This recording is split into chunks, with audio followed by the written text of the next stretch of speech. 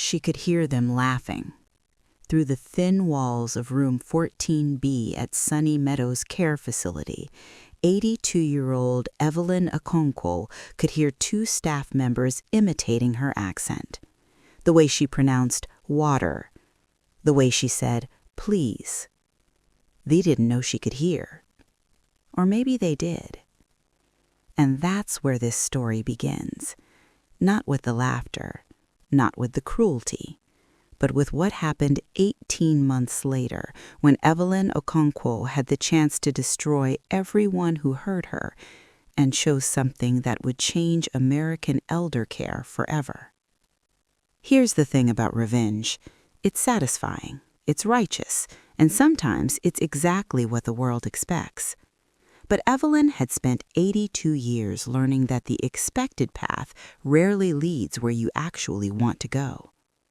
She just didn't know yet that her refusal to take revenge would spark a movement reaching 15,000 volunteers, change laws in 3 states, and reduce elder abuse in participating facilities by 60%. She didn't know that the simple choice she was about to make would still be saving lives a decade after her death. All she knew in that moment was that she was tired. Tired of being invisible, and tired of the smell of her own unchanged bedding at 2 in the afternoon. Evelyn Okonkwo arrived in America in 1968.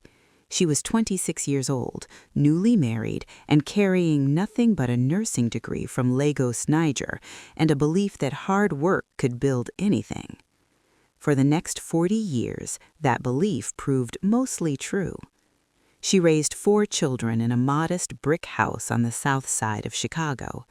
The neighborhood wasn't fancy: cracked sidewalks, chain-link fences, the distant rumble of the L train at all hours. But the block was alive.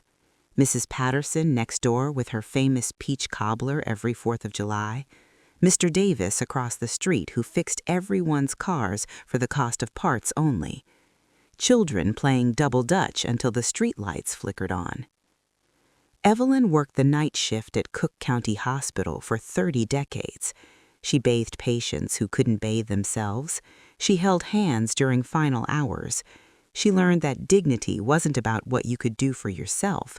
It was about how others treated you when you couldn't. She thought she understood elder care. She thought she knew what vulnerable meant. But knowing something professionally and living it personally are different languages entirely. The first signs of decline came slowly, as they always do. A stumble on the back porch steps one October morning, a pot left boiling until the smoke alarm shrieked, a moment of confusion at the grocery store on Housestead Street, standing frozen in the cereal aisle, suddenly uncertain why she was there. Her children noticed, of course. They lived scattered now, one in Seattle, one in Atlanta, the twins in Denver and Phoenix. They called every Sunday. They worried across time zones. After the fall that fractured her hip, after the hospital stay and the rehabilitation that never quite got her walking confidently again, after the house became an obstacle course of stairs and doorways too narrow for her walker, a family meeting was called. Not in person, on a video call. Faces in little boxes on a screen, everyone speaking carefully, everyone avoiding the word that hung unspoken. Evelyn saved them the trouble. She said she knew. She said it was time. She'd cared for too many patients to pretend she didn't recognize what was happening. The children researched facilities obsessively. Sunny Meadows in Columbus, Ohio emerged as the top choice, close enough that her daughter Adeze in Atlanta could visit regularly, highly rated online, beautiful photos on the website of residents playing cards in sunlit common rooms.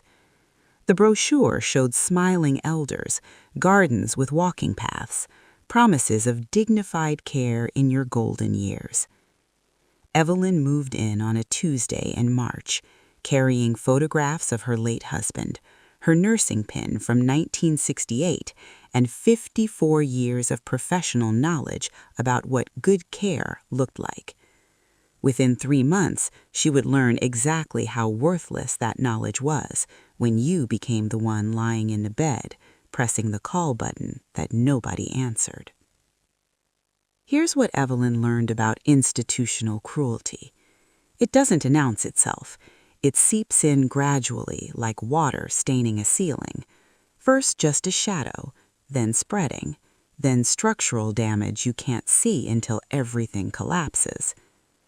The first week at Sunny Meadows was fine, better than fine. The staff was attentive, the food was decent, her room had a window overlooking a courtyard garden that bloomed with early spring daffodils. She thought her fears had been foolish. She thought maybe this wouldn't be so bad. She thought wrong. The cracks appeared after the first month, small things initially. A meal delivered cold, a physical therapy session canceled without explanation, that call light response time stretching from 3 minutes to 15 minutes. Then the patterns emerged. The day shift was adequate, enough staff, enough supervision, enough eyes watching. But the night shift was different. Skeleton crew, 2 aides covering 43 residents across 2 floors, corners cut not from malice, but from mathematics. Too many beds, too few hands, too little time. Evelyn understood that math. She'd worked those shifts herself decades ago, running between rooms with her rubber-soled shoes squeaking on linoleum, knowing she couldn't do everything and having to choose what mattered most. She understood the system was broken, but understanding didn't make it easier when she was the one waiting 90 minutes for someone to help her to the bathroom, when she was the one whose pride dissolved into the humiliation of wet sheets because no one came. Understanding doesn't protect you from the smell of your own indignity. The 2 staff members arrived 6 weeks into her stay. She would later learn their names during the legal proceedings, but for now, let's call them what they were, the architects of her invisible torture. The first was a woman in her late 30s, perpetually exhausted, perpetually resentful, perpetually speaking about residents as if they weren't in the room. She handled Evelyn's body roughly during transfers, gripping hard enough to leave fingerprint bruises on her upper arms. When Evelyn mentioned pain, she was told she was being dramatic. The other was younger, a man barely 25, working nights, seemingly angry at the world for reasons Evelyn never understood. He was the one who mocked her accent. He was the one who left her call light unanswered for hours. He was the one who, on one terrible occasion, told her that if she couldn't speak real English, she should go back where she came from. Evelyn had lived in America for 54 years. She had raised American children. She had saved American lives. But to this young man, her lilting Nigerian vowels made her less than human. And the worst part, the part that kept Evelyn awake at night, staring at that ceiling, feeling the slow tick of hours in a body that used to be strong, was that no one else seemed to notice. Or maybe they noticed and looked away, which was somehow worse. The physical neglect was systematic. The expired medication given on 3 separate occasions, pills with dates months past, delivered without apology when she pointed it out, just a shrug and a new packet.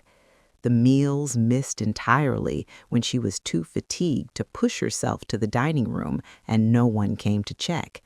The pressure sore developing on her lower back because she couldn't reposition herself, and the every 2-hour turning schedule was more aspiration than reality. But the psychological erosion was worse. They isolated her. Evelyn had always been social, the kind of woman who knew everyone's name, everyone's story, everyone's grandchildren's birthdays. In the hospital, she'd been famous for it. The patients loved her. The staff relied on her to lift morale. But here, she was kept apart.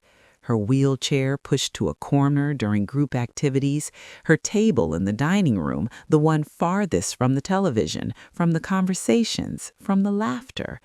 When she tried to join card games, they were told they were full. When she tried to make friends, other residents looked away uncomfortably, some because they'd been warned about her confusion, others because they saw what was happening and were afraid to become targets themselves. Isolation is a weapon. Evelyn knew this from her nursing years. She'd advocated for patients suffering from it, fought for visitation policies, pushed for companionship programs. Now she was living inside the silence she used to try to heal. And slowly, week by week, she felt herself disappearing. She tried to report it. Of course she did. She was Evelyn Okonkwo, 3 decades of advocating for patients, a lifetime of speaking up, a constitution that didn't know how to be quiet in the face of wrongdoing.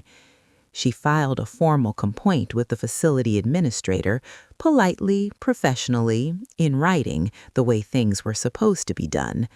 The administrator, a pleasant woman in her 50s with photographs of grandchildren on her desk, listened sympathetically. She nodded in all the right places. She promised to look into it.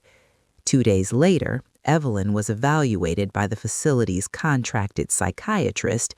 The evaluation found signs of cognitive decline and paranoid ideation possibly related to adjustment disorder. Her complaint was documented as evidence of her confusion. She tried again, called the state licensing board, left messages, waited for callbacks that never came. She asked her daughter Adiaze on their weekly Sunday call to please visit soon. Something was wrong. She needed help. But Adiaze was in the middle of a custody battle with her ex-husband. Her emotional resources were depleted. Her mother sounded tired, yes, but the facility had such good reviews. The last visit, 3 months ago, had seemed fine. Maybe Mom was just adjusting. Maybe it was the grief of leaving her home. Maybe at 82, some confusion was normal. Adiaze promised to visit soon. Soon turned into weeks, weeks turned into months. And Evelyn learned the loneliest lesson of all. Sometimes love isn't enough to make people see what they're not ready to see. The worst day came 11 months in. Evelyn had stopped eating regularly by then, not from illness, from despair. What was the point? Who would notice if she faded? Her complaints were symptoms of decline. Her existence was an inconvenience. She had begun to believe what they were telling her without words, that she was old, confused, and unworthy of dignity. That afternoon, she pressed her call button at 2 p.m. She needed help to the bathroom urgently. The pressure sore on her back was infected now, painful with every shift of position, and she could feel the fever building behind her eyes. No one came at 2:15 or 2:30 or 2:45. By 3 p.m., she had no choice. Her body made the decision for her. At 3:47, the younger male aide finally appeared. He looked at her, looked at the bed, and laughed. Not a cruel, theatrical laugh, something almost worse, an exasperated chuckle, the sound of someone inconvenienced by her humanity. He said something she would never forget, though she wouldn't be able to quote it in legal proceedings because it wasn't dialogue, it was dismissal. A sound that meant she was less than, a tone that communicated, "You are not worth my time." He left to get supplies, still muttering about people who couldn't control themselves. And Evelyn, lying in that bed, felt something shift inside her. Not despair, that had reached its bottom weeks ago. Something else, something that had been dormant since she stopped fighting. Something that felt against all logic, like clarity.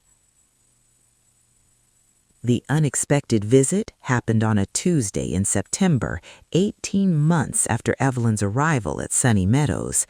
Ariaze had finally wrapped up her custody case, an exhausting victory that left her both grateful and drained. She decided to surprise her mother, driving the 6 hours from Atlanta with a container of jollof rice prepared from Evelyn's own recipe, the one taste of home her mother had always said no American restaurant could replicate. She didn't call ahead. Later, she would thank God for that decision every day for the rest of her life. She arrived at 10:30 a.m. on a Tuesday when the facility expected visitors least. The front desk was unmanned. The hallway to her mother's room smelled of something sharp and chemical, industrial cleaners failing to mask what they were trying to hide. The fluorescent lights buzzed with that particular institutional frequency. She knocked on room 14B and heard nothing. She pushed open the door, and the world she thought she understood shattered completely. Her mother, her strong, elegant, fierce mother, the woman who survived immigration and racism and widowhood and decades of night shifts and never once seemed broken, laid in that bed like a ghost of herself. She had lost 20 pounds, maybe more. Her cheekbones stood out sharply. Her arms, uncovered by the thin hospital gown, showed bruises in various stages of healing, yellow, purple, fresh red. The room smelled. That was the first thing that registered before the visual horror. The smell, unwashed bedding, something worse underneath.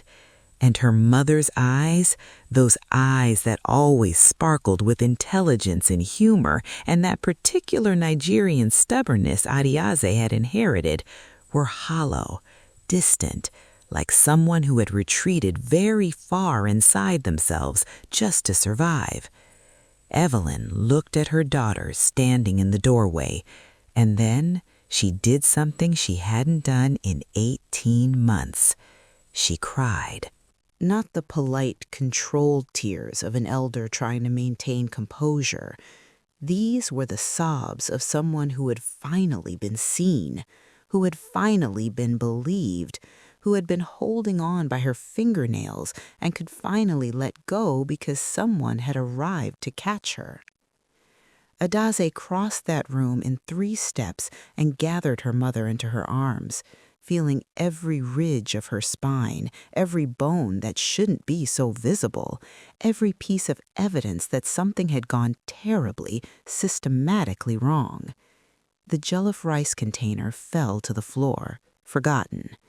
In that moment, Adaze made a silent vow. Someone was going to pay for this. The next 72 hours were a controlled explosion.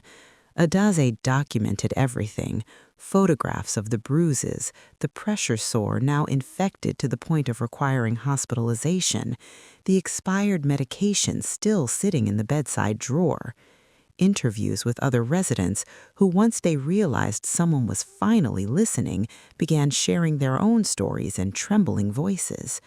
She called her siblings. All 3 of them were on planes within 24 hours. The first time in 11 years the entire family had been together. She called lawyers, multiple lawyers. The first one she spoke with whistled low when he heard the preliminary details and said without hesitation that this was a case that could make national news. She called the state health department, the ombudsman's office, the local news station. She became a force of nature, powered by guilt and rage and the particular fury of a daughter who had failed to protect her mother. Within a week, Sunny Meadows was under investigation. Within 2 weeks, the story had appeared in the Columbus Dispatch. Within a month, other families began coming forward. 17 more complaints, some dating back years, all previously dismissed or ignored. The facility offered a settlement, $2 million, no admission of wrongdoing, sealed records, a confidentiality agreement that would prevent Evelyn or her family from ever speaking publicly about what happened. The lawyer said this was a good offer. The lawyer said that trials were uncertain, expensive, and emotionally brutal, especially for elderly plaintiffs who might not survive the process. He wasn't wrong about any of it, and for 3 weeks the Okonkwo family debated what to do.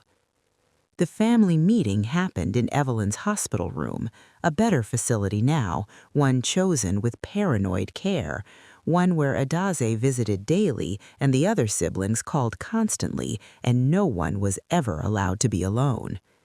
Evelyn was recovering, slowly. The infection required intravenous antibiotics, the malnutrition required careful refeeding, the psychological wounds required something that couldn't be administered through an IV. Her 4 children sat around her bed, Adaze, the eldest, then Chukwemeka, then the twins Oluchi and Anamdi. They had cleared their schedules, they had rearranged their lives, they were united in their love and united in their fury. The consensus among the children was clear. Take the settlement, take the money, burn Sunny Meadows to the ground through publicity anyway, and let the system handle the rest. Evelyn listened. She had been listening more than speaking these past weeks, recovering her strength, observing her children's righteous anger with something that looked like love, but also like concern. When they finally asked her what she wanted, really asked, not performatively, but genuinely ready to follow her lead, she was quiet for a long moment. Then she spoke. She was tired, she said, tired beyond what she could express, tired in her bones and in her spirit and in that place behind her eyes where she used to keep her hope. And yes, she wanted justice. She wanted the world to know what had happened. She wanted accountability for every ignored call button, every mocking word, every hour lying in her own shame. But she had been thinking, lying in that hospital bed with nothing but time and memory, she had been thinking about what revenge actually looked like, what it accomplished, what it left behind. If they destroyed Sunny Meadows, and they could, the lawyer was right about that, where would the 42 other residents go? Some of them had nowhere else. Some of them had no family at all. They would be transferred to other facilities, disrupted and displaced in their final years, traumatized again by the chaos of exposure.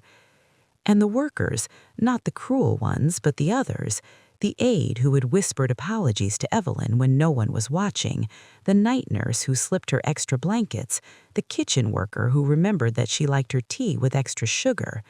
They would lose their jobs too, caught in the collapse of an institution they'd been trying to navigate, not exploit. Another place would open, different name, same problems, same understaffing, same invisible elders in rooms where nobody came. Revenge would feel good, for a while, but it wouldn't change anything. Her children looked at her like she had proposed something insane. After everything that had happened, after the humiliation, the pain, the near death of their mother, she wanted to show mercy? No, Evelyn said, not mercy, strategy. She had been a nurse for 30 years. She understood systems. She understood that individual cruelty often flourished because structures allowed it. Fire the bad actors, and new bad actors would fill the same broken roles. She didn't want settlements or silence. She didn't want destruction without construction. She wanted something that would matter beyond her own story. Over the next 3 days, with her children initially resistant and gradually swayed, Evelyn outlined what she wanted instead. An independent oversight board installed at Sunny Meadows with permanent representation from residents and family members, people with power, not just advisory roles.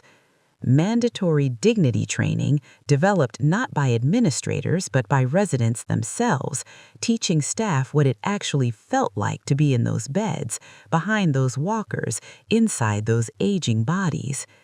And transparent reporting system accessible to families remotely with guaranteed response timelines and independent review, no more complaints dismissed as confusion.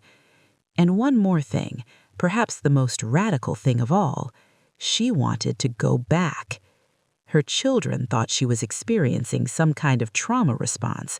Adaze, openly weeping, begged her mother to reconsider. How could she possibly return to the place that nearly killed her? But Evelyn was calm. She would return, she said, not as a victim, but as a witness. She would create a volunteer program, people from the community who would visit regularly, who would see what was happening, who would make sure that no resident was ever as alone as she had been. She didn't want revenge. She wanted visibility. She wanted to ensure that the darkness she had survived would never go unobserved again. The lawyers adjusted their strategy. Instead of pursuing maximum damages, they structured a settlement that funded Evelyn's initiatives directly.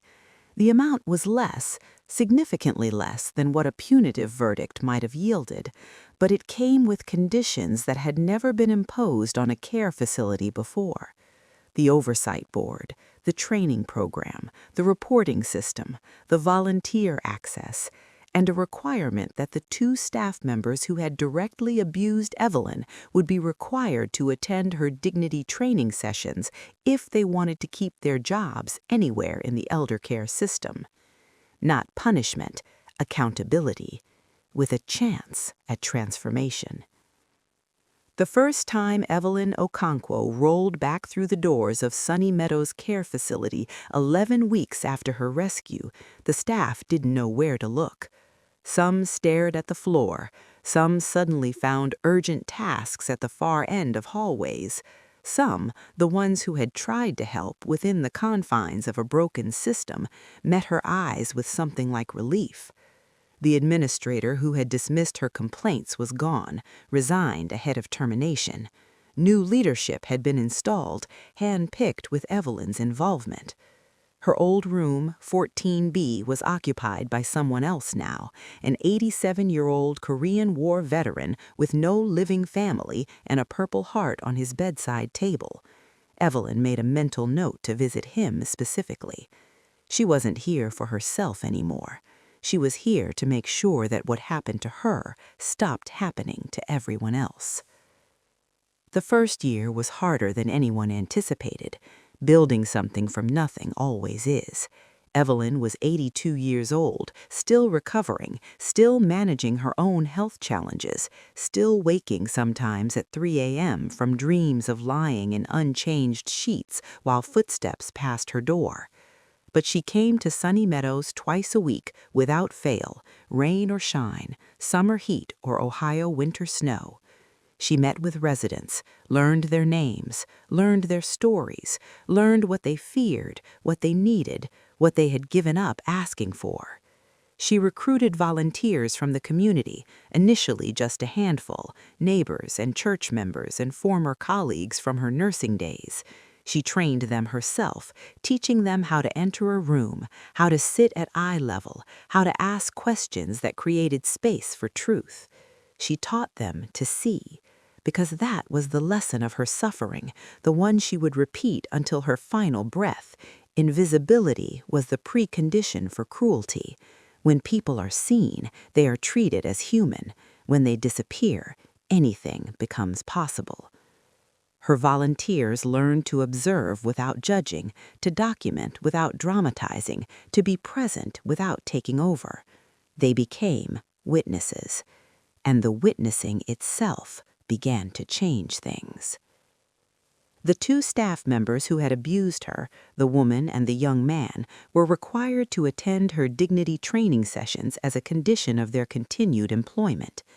The woman quit immediately, wrote a furious resignation letter, disappeared from the elder care system entirely.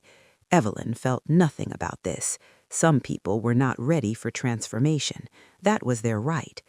The young man, the one who had mocked her accent, who had laughed while she lay in her own mess, came to the first session. He sat in the back, arms crossed, face hostile, radiating the kind of defensive anger that masks shame so deep it cannot be acknowledged.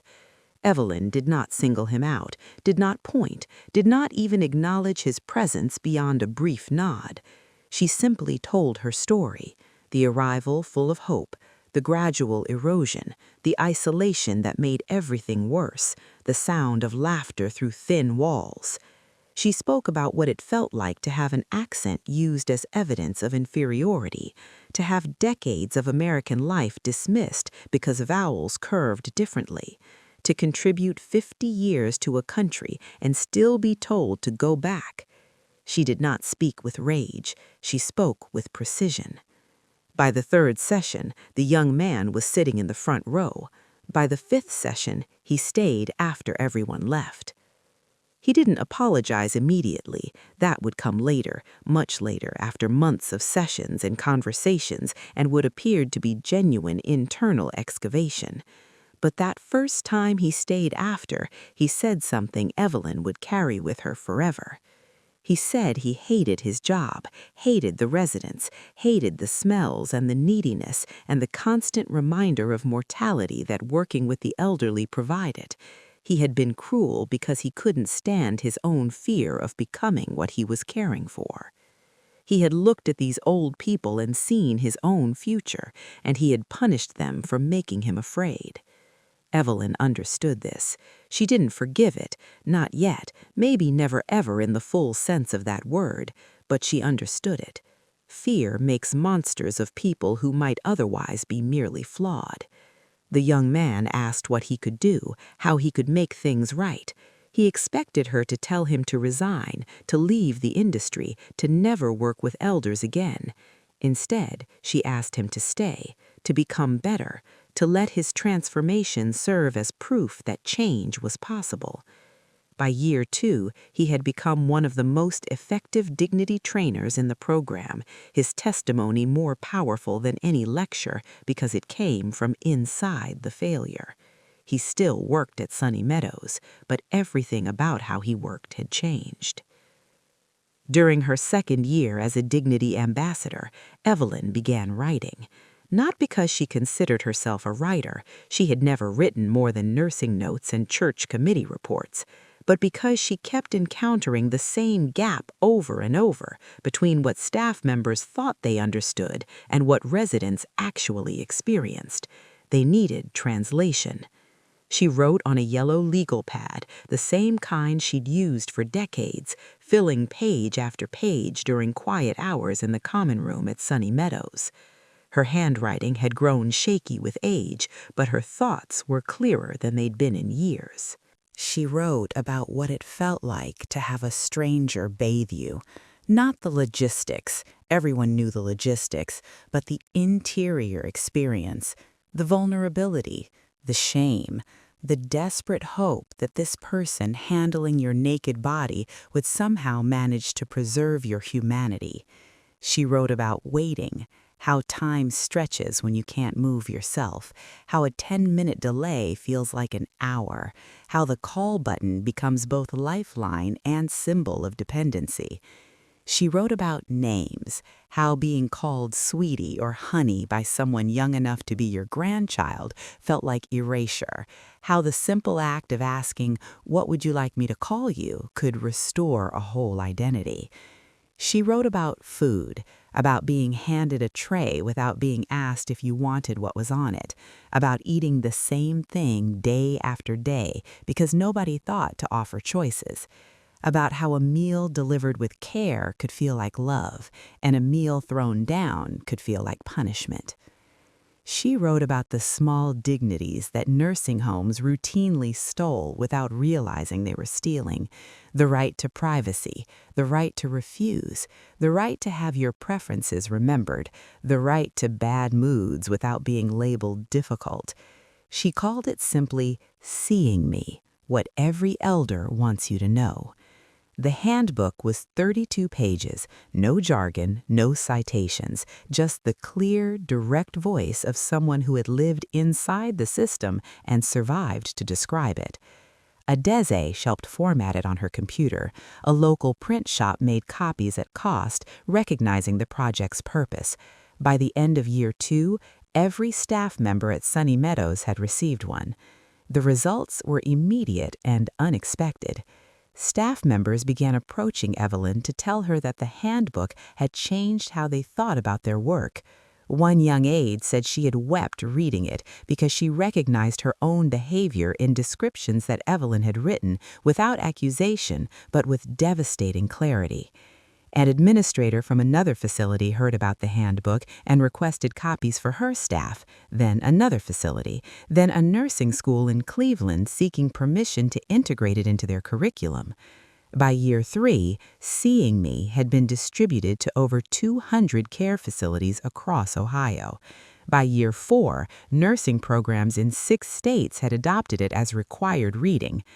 Evelyn had not intended to become an author. She had simply tried to explain what it felt like to be unseen. But that explanation turned out to be exactly what an industry needed to hear. Year 4 brought the formalization of what Evelyn had been building informally since her return. The volunteer program at Sunny Meadows had grown from a handful of community members to over 60 trained witnesses making regular visits. The impact was undeniable. Complaint rates had dropped, resident satisfaction had increased, and the facility had become something unrecognizable from the place that had nearly killed Evelyn. But she kept thinking bigger. If this worked at one facility, why not others? If community oversight could transform Sunny Meadows, why shouldn't every elder in every care facility have access to the same protection? She began reaching out to senior centers, community groups, and churches across the Columbus area. She gave presentations in church basements and community center meeting rooms, standing with her walker, speaking for an hour or more with no notes. Her message was simple. Your elders are disappearing into these facilities. You trust that they're being cared for, but trust without verification is hope without protection. She asked people to become witnesses, to volunteer, to make unannounced visits, to see. And people responded. The program needed a name, something memorable, something that volunteers could rally around and facilities could recognize. Evelyn chose it herself, remembering the courtyard garden at Sunny Meadows that she had watched through her window during those long months of isolation. The sunflowers there had been the only beautiful thing she could see from her bed. They had followed the sun, unrelenting, refusing to look away. She called it the Garden of Witnesses.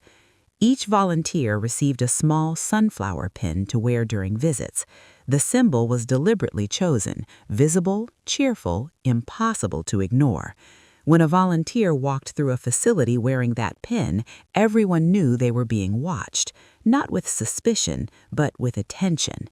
And attention, Evelyn had learned, changed everything. By the end of year 4, the Garden of Witnesses had chapters in 7 Ohio cities. Volunteers, mostly retirees themselves, understanding instinctively what was at stake, received training in observation, documentation, and compassionate presence. They didn't go to catch people doing wrong. They went to ensure people did right. And their presence rippled outward in ways nobody had predicted. Staff members began performing better when they knew witnesses might arrive at any moment, not from fear of punishment, but from the psychological reality that observation creates accountability. When you know someone might see, you try harder.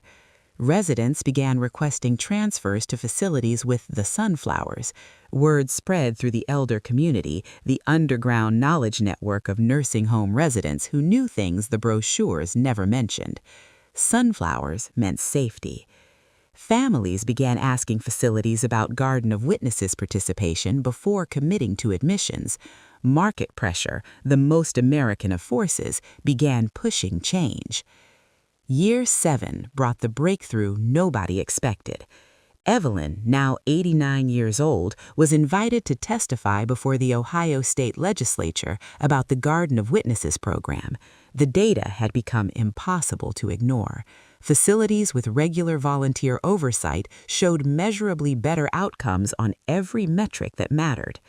She testified sitting down, her voice slower now but no less clear. She did not speak about legislation primarily. She spoke about her mother, who had died in a Nigerian village before modern elder care existed, surrounded by family who would never have dreamed of institutional living.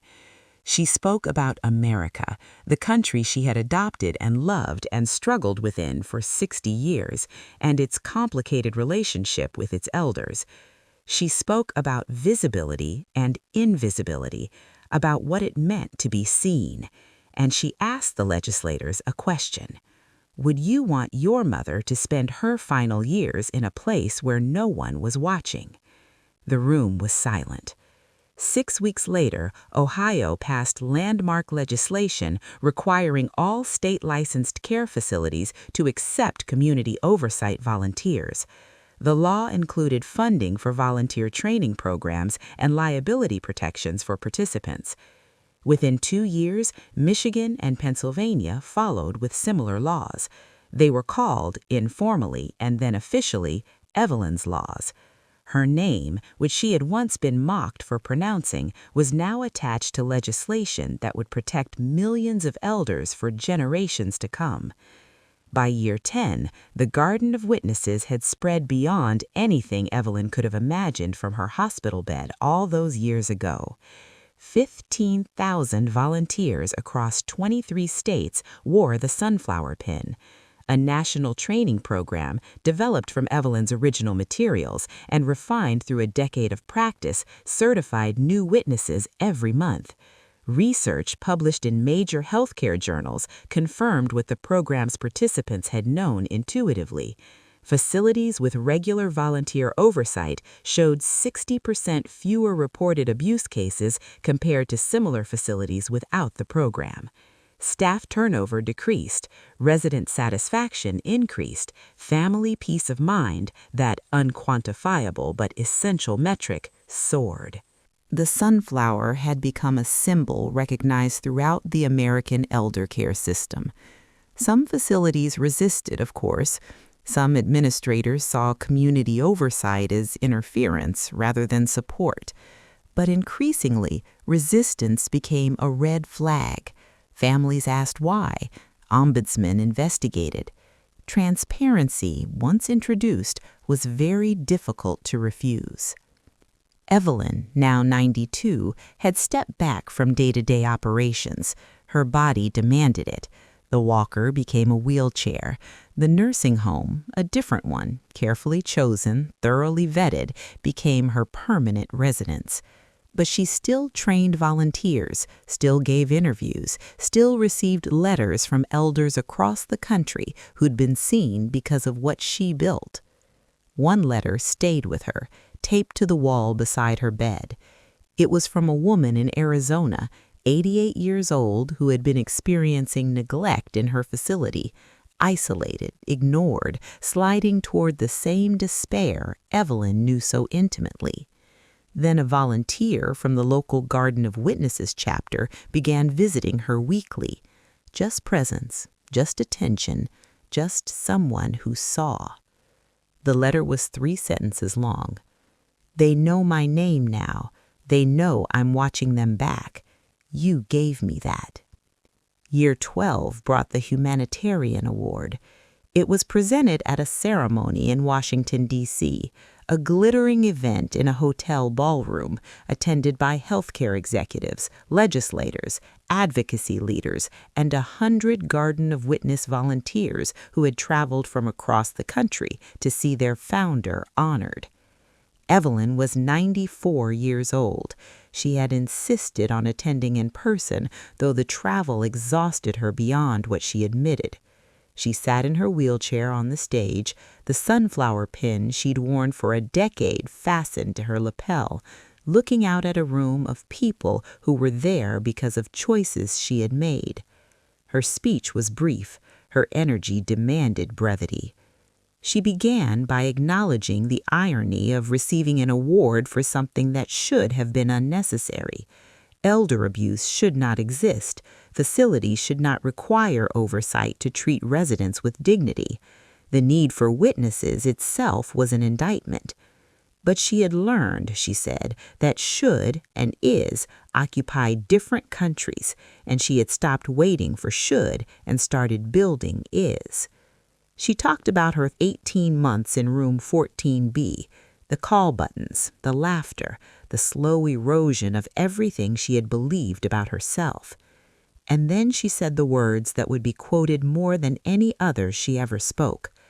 "I was once invisible. Now I've helped make sure no elder is unseen." The room rose to its feet, 1,500 people applauding for a 94-year-old Nigerian immigrant in a wheelchair who had refused to let her suffering end at revenge. Evelyn smiled slightly, acknowledging the response, but her mind was already elsewhere, thinking about the next training session, the next facility that needed witnesses, the next elder sitting alone in a room where nobody came. The work was not done. The work would never be done, but at least now people were watching. Evelyn Okonkwo died on a Sunday morning in April, 2 years after the award ceremony, with spring sunlight falling across her bed and her daughter Adiaze holding her hand. She was 96 years old. She had outlived all statistical predictions for a woman of her age and health history. Her doctors attributed it to stubbornness. Her family attributed it to purpose.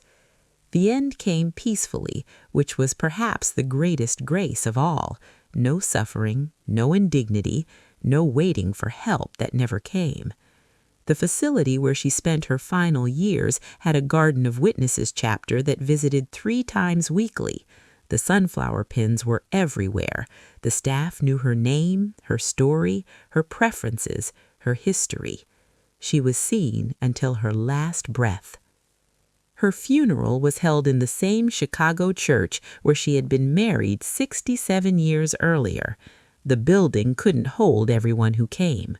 Hundreds attended in person, her 4 children and their families, former colleagues from her nursing years, neighbors from the old block on the South Side, legislators who had championed her laws, researchers who had studied her program, and volunteers from Garden of Witness chapters across the country. Thousands more watched via live stream, a technological capability Evelyn never quite understood but had accepted as useful. The sunflower pins were everywhere, a sea of gold in the pews. The tributes went on for hours. Her children spoke about the mother they knew before Sunny Meadows, the night shift nurse who still made breakfast before going to bed, the immigrant who insisted on maintaining Nigerian traditions while embracing American opportunities, the widow who never stopped setting a place at the table for their father on Christmas Eve. Former patients from Cook County Hospital testified to the care she had given, the hands she had held, the dignity she had preserved during their most vulnerable moments. Legislators read the text of Evelyn's laws into the record, ensuring that her name would appear in the official proceedings. But the most affecting tributes came from the witnesses themselves.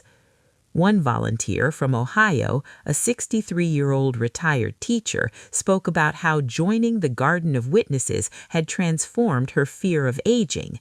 She had been terrified of nursing homes, of dependency, of becoming invisible. Training with Evelyn showed her that visibility was not guaranteed. It was created, and she could be part of creating it. Another volunteer, a 30-year-old social worker from Phoenix, spoke about how the program had changed his career. He had entered elder care cynical and quickly burned out. The Garden of Witnesses had renewed his belief that systems could change, that individuals could matter, that the work was worth doing. A resident from a facility in Pennsylvania, speaking via video link, testified that the sunflower volunteers had saved her life, not metaphorically, literally. A volunteer had noticed signs of a urinary tract infection that staff had missed. The early intervention prevented sepsis. And the young man who had once mocked Evelyn Vaxent, now in his late 30s with a decade of dignity training behind him, stood before the congregation and wept as he tried to articulate what she had given him. Not forgiveness. He didn't deserve forgiveness, and she had never offered it cheaply. But something perhaps more valuable, a chance to become someone worth forgiving. The foundation established in Evelyn's name continued to grow after her death. By year 20, 6 years after she passed, the Garden of Witnesses had chapters in 48 states. Over 30,000 active volunteers wore the sunflower pin. 8 states had passed some version of Evelyn's laws, with more legislation pending. The metrics were remarkable. Facilities with regular volunteer oversight continued to show dramatically lower abuse rates. More importantly, the culture of elder care was shifting, slowly, incompletely, but measurably. The expectation of community involvement, once radical, was becoming normal. New initiatives sprouted from the Foundation's work, a training program for care facility staff modeled on Seeing Me, a scholarship fund for nursing students who committed to elder care, an advocacy arm pushing for national legislation. And every year, the Foundation trained 1,000 new witnesses, sending them into facilities across the country with their sunflower pins and their training manuals and their fundamental commitment to presence. The children kept their mother's memory alive in different ways. Adeze, now in her 70s herself, became the Foundation's chair, guiding strategy with the same fierce determination she had brought to rescuing her mother that Tuesday morning decades ago. Chukwuemeka established an endowed lecture series at her mother's nursing school in Lagos, bringing the lessons of the Garden of Witnesses back to the country she had left. The twins, Oluchi and Anamdi, created a documentary about their mother's journey, screened at film festivals and integrated into nursing school curricula. But the most enduring legacy was invisible, the countless moments of dignity preserved because someone was watching, the meals delivered with care, the names remembered, the call buttons answered promptly, the cruelties that never happened because the sunflowers were present. Years later, when people asked about Evelyn Okonkwo's story, the abuse, the choice, the movement that followed, they often focused on the question of forgiveness. Had she forgiven the people who hurt her, the staff members who mocked her accent, who left her in unchanged sheets, who dismissed her complaints as confusion? The answer, as far as anyone could determine, was complicated. She had not offered easy absolution. She had not pretended the harm didn't happen or didn't matter. She had carried the scars of those 18 months in her body and her memory until her final day. But she had refused to let those scars define her completely. She had chosen to build rather than destroy. She had chosen visibility over vengeance, transformation over punishment. And in doing so, she had discovered something that revenge could never have provided: meaning. The suffering she endured at Sunny Meadows was not redeemed by what came after. It could not be redeemed. It was simply suffering, wrong, unnecessary, preventable suffering that should never have happened. But Evelyn had refused to let that suffering be the end of her story. She had taken the darkness and used it to illuminate everything around her. She had taken the invisibility and used it to teach others how to see. She had taken the isolation and used it to build connection on a scale she never could have imagined. In the final analysis, what Evelyn Okonkwo understood, what she demonstrated through 13 years of work after her rescue, was that the opposite of neglect is not revenge. The opposite of neglect is attention. The opposite of invisibility is witnesses. And the greatest response to being unseen is to dedicate your remaining life to ensuring that no one else suffers the same fate. She had been an immigrant who built a life, a nurse who cared for thousands, a mother who raised children across continents, a widow who kept going, a victim who refused victimhood, a survivor who became a movement. And in the end, she was simply what she had set out to be all along, A witness, someone who saw, someone who made see, someone who proved that attention itself could be an act of love. The sunflower follows the sun because it cannot help itself. We follow each other because we choose to. And that choice, repeated millions of times by thousands of volunteers in hundreds of facilities across decades of accumulated attention, is how one woman's suffering became a generation's protection. Evelyn Okonkwo was once invisible. Now, because of her, no elder needs to be. That's the lesson she left behind. That's the legacy that keeps growing. And that's why when you see a sunflower pin on someone's lapel, you know you're looking at a witness, someone who refuses to let people disappear, someone carrying on the work of an 82-year-old woman who walked back into her place of torture and turned it into a school for seeing, someone who understands what Evelyn understood from the beginning. The greatest revenge against neglect is radical visibility. For yourself, and for everyone who comes after.